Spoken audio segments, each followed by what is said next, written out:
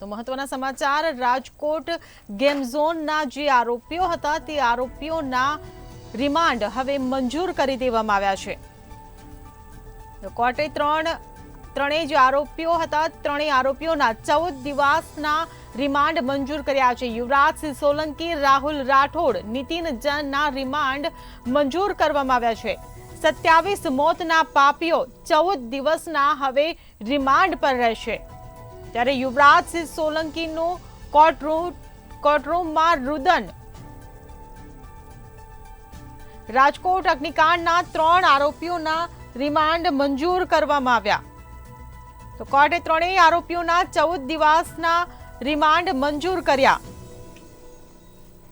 Yuvrajsinh Solanki, Rahul Rathod, Nitin જૈનના remand મંજૂર કરવામાં આવ્યા. તો 27 મોતના આ પાપીઓ કે જેમના 14 દિવસના હવે રિમાન્ડ મંજૂર થઈ ચૂક્યા છે, ત્યારે 14 દિવસ સુધી આ ત્રણેય આરોપીઓ રિમાન્ડ પર રહેશે.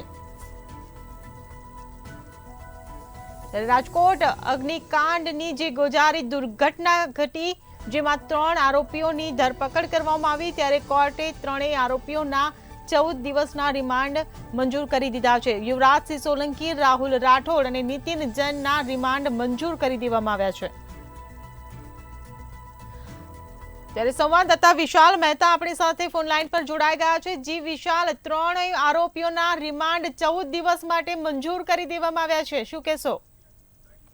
જી ચોક્કસથી જે રીતે આ ગંભીર જે અગ્નિકાંડ યોજાયો છે, એટલે કે ટીઆરપી મોલની અંદર જે ખૂબ જ બેદરકારી ભર્યો જે આ ગેમ ઝોન ચાલતો હતો ને તેની અંદર આ સંચાલકો દ્વારા ખૂબ જ